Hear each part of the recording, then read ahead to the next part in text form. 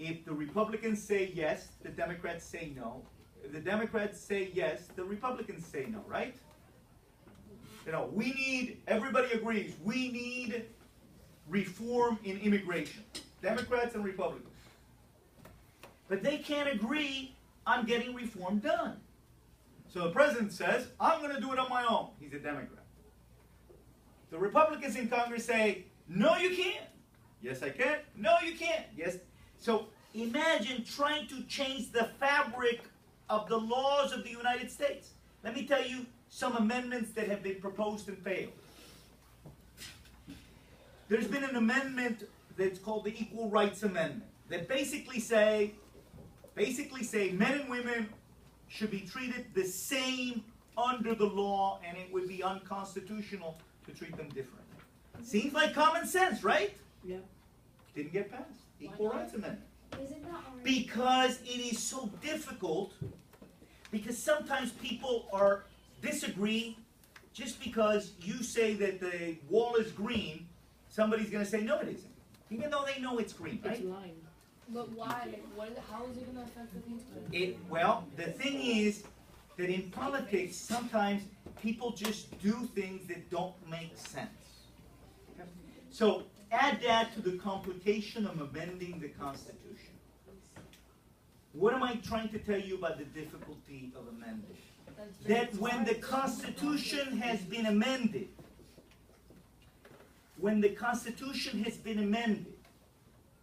which is a very difficult process, the majority of the people have felt that it is something that needs to be done then and there. Imagine how difficult it is to get the majority of the people to agree, and they did it with regards to these 27 things. So, another amendment that hasn't been proposed but people have been talking about for a very long time is the Constitution says that in order to be the President of the United States, you have to be natural born. That means that you have to be born in the United States. And they've been talking about, let's change that because it doesn't make any sense in our new world. That has gone nowhere. Others have said, you know, you've got some wonderful presidents that could be wonderful presidents for a long time, and they're limited to 8 years. Let's expand it. Let's go back to the way it was when Franklin Delano Roosevelt was president. That has not taken off the ground. It has not taken off the ground, even though to a certain extent it makes sense to allow somebody that's very good at what they do, comes up for every 4 years to be reelected if they're doing a good job. It's like saying to Maribel or Carol, by the way, you've already served enough time, you need to quit. But we're still doing a good job. It doesn't matter because you need to quit because the law says you need to quit. It's kind of to a certain extent counterintuitive. That means it doesn't make sense logically, but it's the way that we have written it, but it's so difficult to change it. So let's step back and talk about some that people have in great numbers agreed to, that today we kind of say, really? They agreed to that? Put your hand down. They agreed to make alcohol illegal in the United States. And I bring that one up because ultimately that changed. But think about it. The majority of people here in this very difficult process had to say, the Constitution needs to be changed. We need to make alcohol illegal.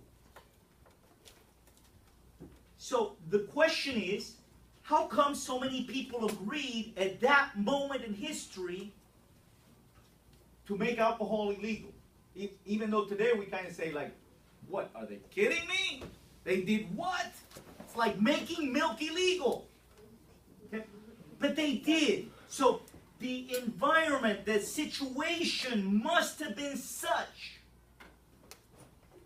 that people all of a sudden changed their mind and said it makes common sense. Valentina, you had your hand up. Okay, at that time, like the men were getting like a lot of alcohol and they were beating their wives. Yeah. And then there was like a problem with that, so there was like a lot of organizations let's talk about that one a little bit, because two amendments came very close to each other, the 18th and 19th Amendments. Ricky. And both have to do with women's rights. Yep. The 18th and the 19th Amendment. The 18th Amendment was this. Women at that time, as I said to you before, were considered to be property, not like slaves. Don't get me wrong. It wasn't the same as slavery. It could never be, and I wouldn't insult slavery by saying that women were slaves. But to a certain extent, women were not first-class citizens. In other words, they did not enjoy the same rights as every male citizen in the United States. In some states, women could vote, by the way. Let me just tell you that before the amendment was passed, in some states, women could vote, and the amendment ultimately allowed them. So what's happening? Women are beginning to get fed up. Women are beginning to get fed up. Because what is happening is that abuse is taking place. And women are not easily allowed to divorce. Divorce is not something that is readily available in the United States. In order to divorce somebody at that time, you had to prove that there was a valid reason to divorce. So it wasn't easy.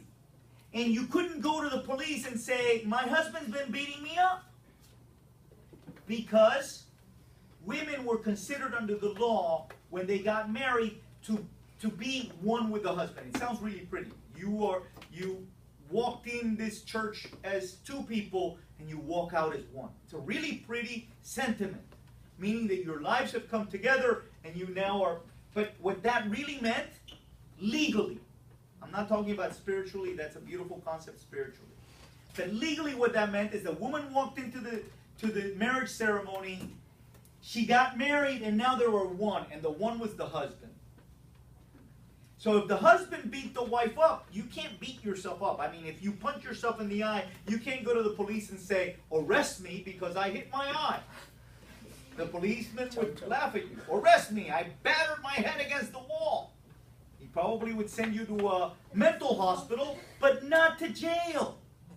Because you could not commit violence against yourself, and the wife was viewed under the law as an extension of the husband. Now, don't get me wrong. We're not talking about mass violence towards women. We're not. But what is happening is that alcohol took a great part in the violence. Husbands would, by the way, during this period of time, we're also talking about a situation where there were really not a major middle class. You were either hyper rich or you were in the working class, which meant that you were poor. So the pastime was go to a bar and get drunk. You got drunk, you went home, and some people are good drunks and some people are bad drunks. And bad drunks beat up their family. So women began to see that alcohol was evil because it was causing their husbands, who otherwise, when they were sober, were okay, to commit this violence. So they began to see alcohol as something that was wrong or evil. And that growth grew what's called the temperance movement, a movement to make alcohol illegal in the United States. And a lot of women that later become very important in the right to vote, like Susan B. Anthony and Elizabeth Cady Stanton and so on, took place in the temperance movement. So all of a sudden, they are able to move this amendment through this very complicated web, and it becomes law. But now the women say, hey, look what we did. Look what we did. It's amazing. It's very difficult. It's amazing that we were able to fulfill this. The fact that they did it empowered them, gave them power to say, why can't we do more?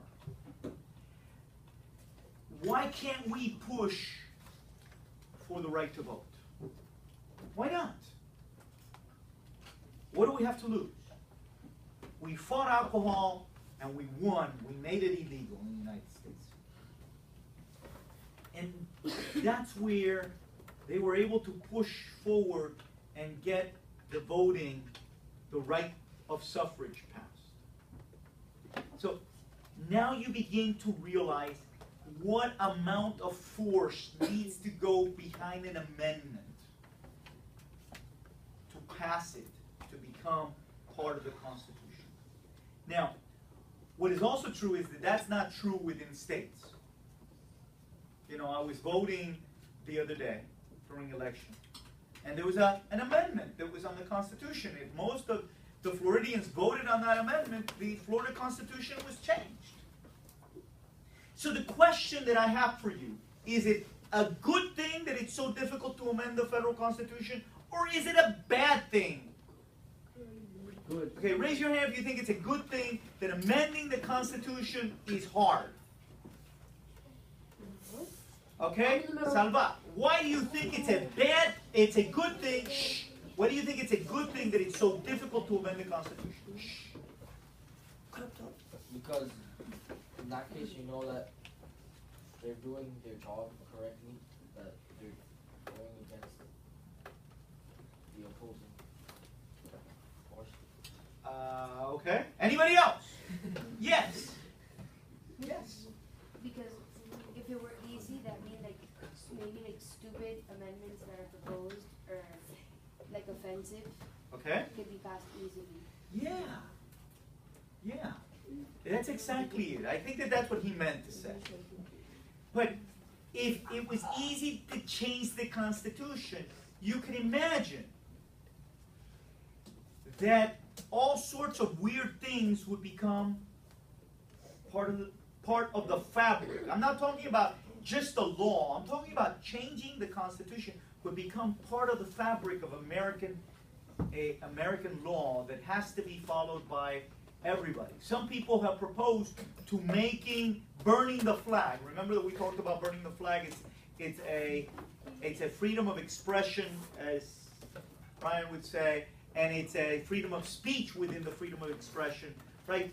But people get insulted by burning the flag, and some people have proposed to make burning the flag unconstitutional. That amendment never went anywhere, but from time to time it does get a lot of play. All right, ladies and gentlemen, we are going to have a quiz on this section Tuesday. on Tuesday.